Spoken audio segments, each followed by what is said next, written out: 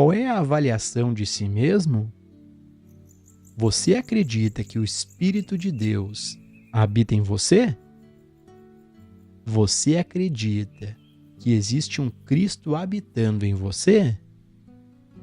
Você acredita que nenhum homem na terra é seu pai, que você tem apenas um pai, Deus no céu? Você acredita que é o templo de Deus? Você acredita que pode fazer todas as coisas por meio de Cristo que habita em você? Você acredita que eu, no meio de você, sou poderoso? Se você não pode responder a essas perguntas afirmativamente, você é o ignorante não iluminado, o homem da terra, que não está sob a lei de Deus. Você nunca estará sob a lei de Deus até que possa reconhecer que tem apenas um Pai, um Criador espiritual, um princípio criativo. Até que você possa reconhecer isso, como você pode ser outra coisa senão um humano, mortal e carnal, você nunca pode se elevar mais do que sua avaliação de si mesmo.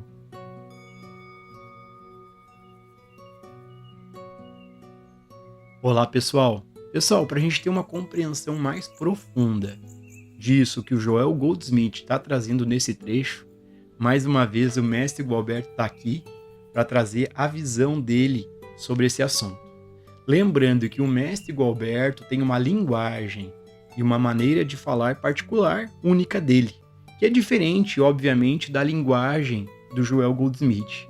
Mas o interessante de ser diferente é que nos ajuda ainda mais na compreensão real disso que o Joel está trazendo. Nesse trecho do livro, o Joel está comentando sobre a avaliação de si mesmo, conhecer a si mesmo, que também é chamado de autoconhecimento. Mestre, nessa questão do autoconhecimento, eu tinha um entendimento que autoconhecimento seria um aperfeiçoamento pessoal. E o mestre tem uma visão diferente disso. O mestre pode nos compartilhar qual é a visão do mestre do que realmente é autoconhecimento? Bem, Gilson, aqui a palavra autoconhecimento não é no sentido em que a psicologia usa ou a filosofia usa. Aqui não se trata do reconhecimento do próprio eu. É isso que se entende aí fora por autoconhecimento. O pensamento, ele é aquele que reconhece a si mesmo. Tudo que o pensamento pode fazer é tomar conhecimento daquilo que, na verdade, ele já conhece. Não existe nada que o pensamento possa conhecer que, de fato, não faça parte daquilo que ele já conhece. Portanto, essa questão do autoconhecimento, no sentido em que as pessoas empregam para conhecerem elas mesmas, e conhecer elas mesmas significa ter ciência de como elas são como pessoas.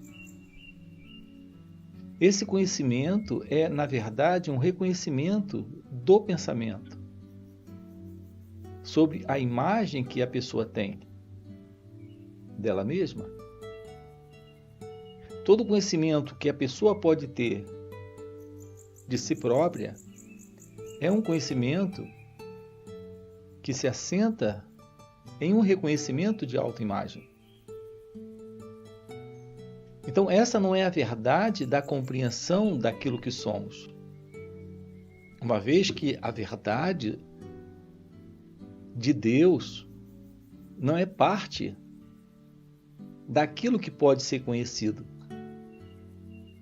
daquilo que pode ser reconhecido pelo pensamento. É nesse sentido que nós usamos aqui a palavra autoconhecimento. Essa expressão requer a compreensão da verdade sobre esse sentido ilusório de alguém presente, que é o eu, o ego, esse mim. Portanto, se trata do fim da autoimagem. A verdade da compreensão daquilo que nós somos é o fim dessa ilusão sobre quem acreditamos ser. Porque é o fim do pensamento. É o fim desse pensador tendo esses pensamentos sobre ele mesmo. O fim desses pensamentos é, na verdade, também o fim desse pensador. Uma vez que não existe nenhum eu que seja real, nenhum pensador que seja real. Esse pensador é o pensamento. Esse eu é o pensamento. Assim, a verdade do autoconhecimento é a verdade que não fica alguém para se conhecer. A realidade daquilo que é você em seu ser não é reconhecível, não é identificável pelo pensamento. Uma vez que o pensamento é algo que faz parte do conhecido. Algo dentro desse tempo que o próprio pensamento construiu,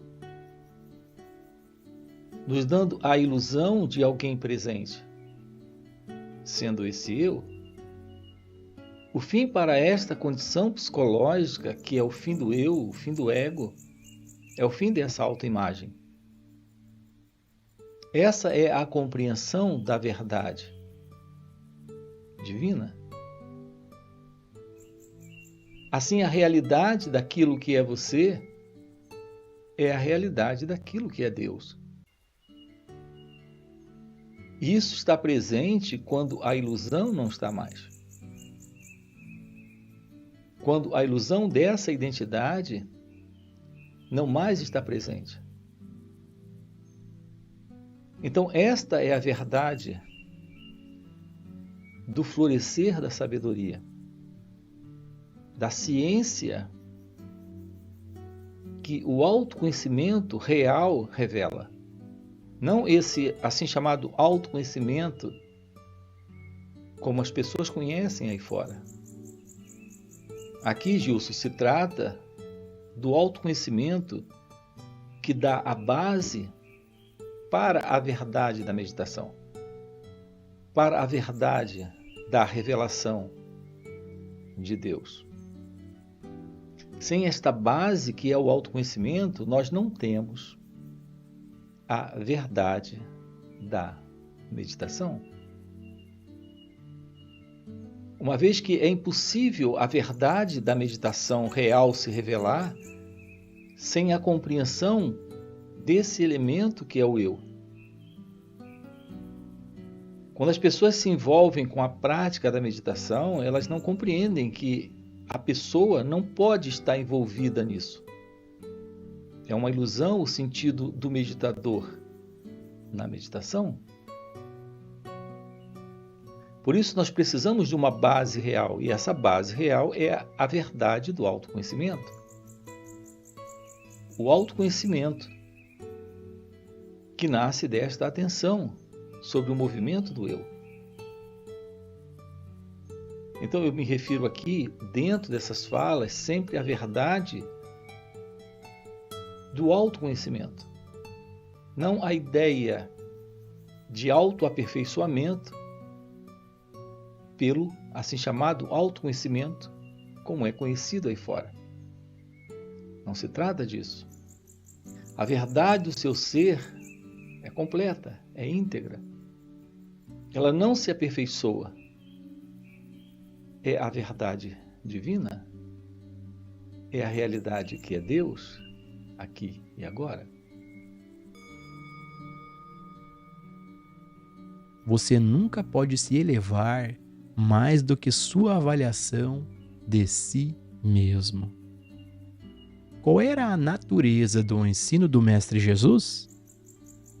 Ele não estava revelando que este Pai que habita nele, este Cristo, que também é seu Pai, ele não estava revelando que, por ser filho de Deus, você também é filho de Deus? Existe algum registro no Novo Testamento de que ele se estabeleceu como algo diferente de você? Ele fará maiores obras do que estas. João capítulo 14, versículo 12. Coisas ainda maiores. Você aceita seu ensino de que Deus é o seu Pai e, portanto, que você é o templo de Deus? Se você fizer isso, terá uma estimativa diferente de si mesmo e não poderá errar. O que promove a purificação e integridade espiritual? Você vê como é ridículo tentar ser bom só porque existem os 10 mandamentos? Tudo o que você precisa fazer é olhar para a história do mundo para saber que os 10 mandamentos não tornaram ou mantiveram o mundo bom. Você pode ir mais longe e ler o Sermão da Montanha. Isso tornou o mundo bom? Não. Muitas pessoas não estão apenas violando isso, mas até mesmo alguns ministros estão dizendo que é muito impraticável para esta época. Só existe uma maneira pela qual você pode se purificar para que o pecado se torne uma impossibilidade para você. Depois de saber que você mesmo é o templo de Deus, como pode violar a si mesmo? Depois de saber que seu corpo é o templo de Deus, como você pode violá-lo? Uma vez que você sabe que todos nós, tanto individualmente quanto coletivamente, somos o templo de Deus, como você poderia violar qualquer outra pessoa? Se você acredita que seu corpo e meu corpo são o templo de Deus, como você poderia violar o corpo de alguém? Não há outra maneira de se purificar e manter sua pureza, exceto em saber que você é o templo de Deus e que todo indivíduo, quer ele saiba ou não disso, também é o seu templo. Sabendo disso, você poderia ter dentro de você o poder de mentir, trapacear ou fraudar? Nesse trecho, o Joel comenta que com sabedoria não é possível mentir, trapacear. Mestre, dentro desse tema, o mestre pode compartilhar o que é uma ação livre do ego? Aqui, a verdade da sabedoria é aquilo que está presente quando não há mais ilusão. Repare, é no sentido do eu, do ego, nessa ilusão, onde há essa dualidade ou separação entre você e o outro, que existe esse modelo de ambição, de avidez, de trapaça, de mentira. Esse é o movimento do ego, esse é o movimento do eu. Esta é a ação egocêntrica. Essa qualidade de ação é aquilo que temos chamado de atividade egóica, que é a atividade do eu. Quando há o florescer do seu natural estado de ser, quando há o despertar de sua natureza divina, nós temos aqui a ausência do eu, a ausência do ego, a ausência desse sentido de dualidade, de separação. Quando temos a presença da verdade, nós temos a presença do amor. E quando o amor está presente, não há mais esta ilusão de adquirir, de possuir, de ganhar algo. A felicidade, Gilson, é a natureza de Deus. Aqui, naquilo que é você. A natureza de Deus é a verdade do seu ser.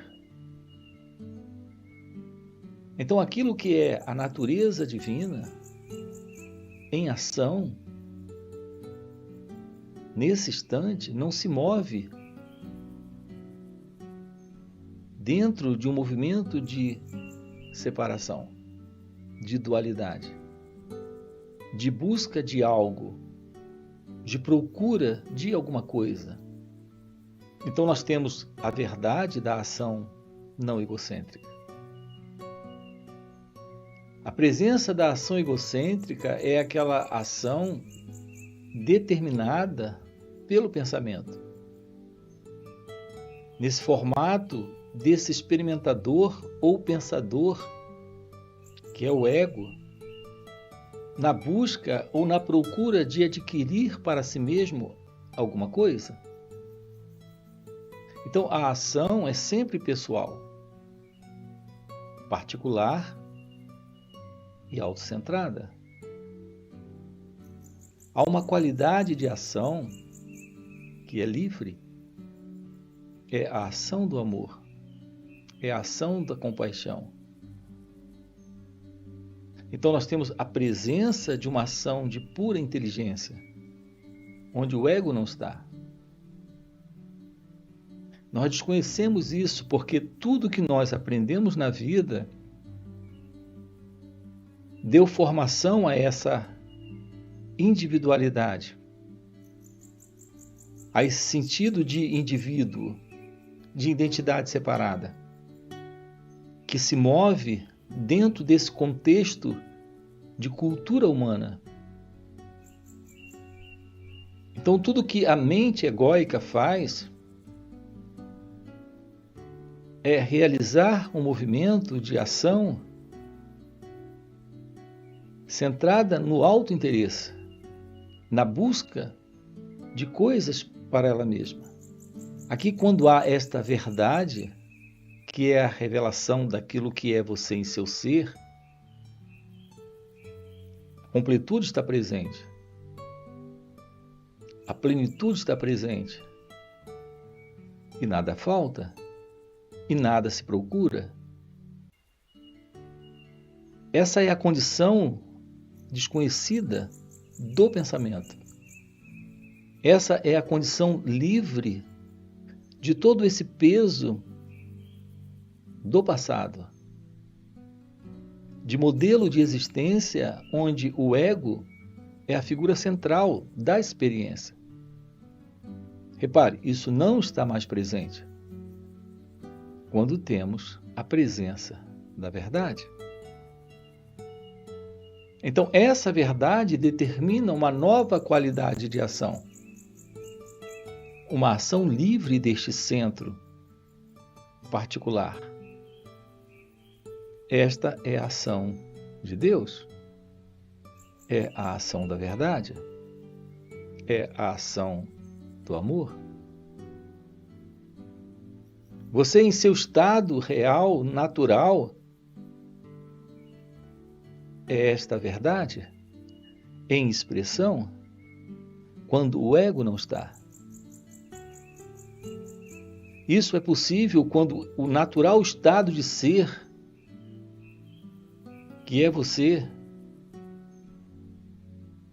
nesta ciência de Deus se revela, nesta compreensão da realidade de Deus se apresenta.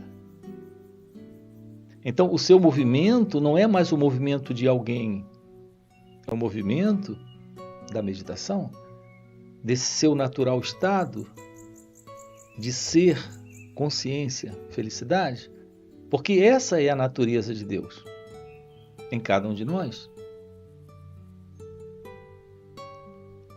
Então, a única coisa que importa nesta vida é estarmos vivendo nesta dimensão, que é a dimensão do amor, da paz, da liberdade, da felicidade de ser. Então, a única coisa na vida real é essa. É a realidade do seu ser. É a realidade de Deus. Então, nós temos a vida, a compreensão e a ação. Isso não se separa, é algo presente quando o ego não está. Quando a liberdade, que é a liberdade de ser, consciência, felicidade, que é a natureza de cada um de nós, está presente, se movendo.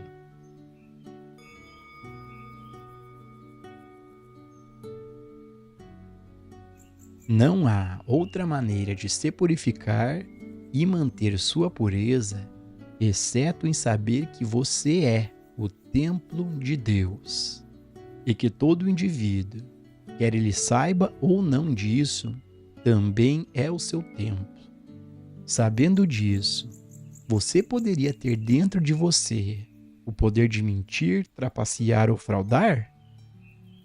Não há maneira de alcançar a integridade espiritual a não ser conhecer sua verdadeira identidade.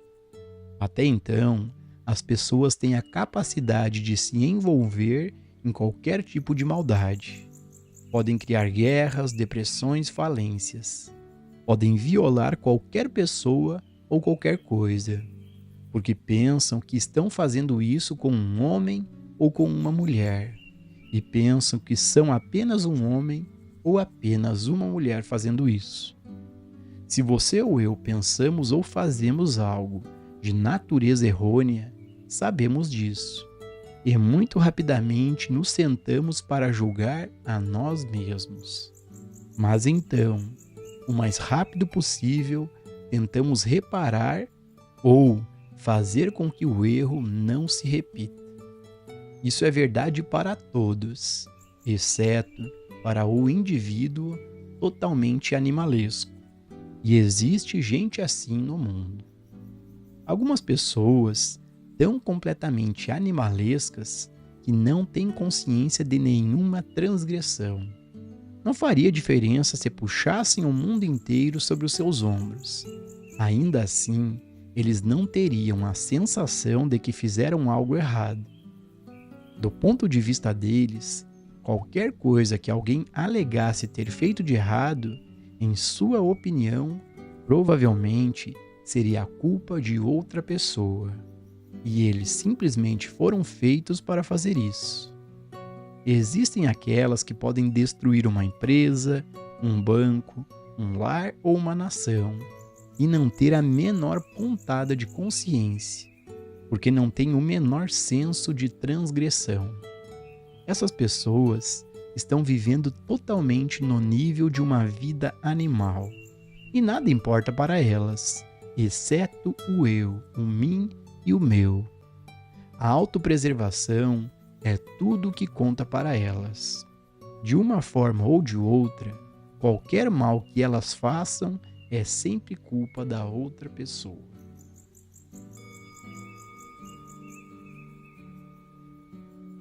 Para você que ficou assistindo o vídeo até o final, eu quero deixar aqui um convite. No primeiro comentário fixado tem o link do WhatsApp para poder participar dos encontros que o mestre Gualberto proporciona. São encontros intensivos de final de semana, existem encontros online e também presenciais. Nesses encontros, a gente tem uma facilitação incrível para poder realmente nos conhecermos a nós mesmos, a entendermos, termos uma compreensão que de fato é esse autoconhecimento real.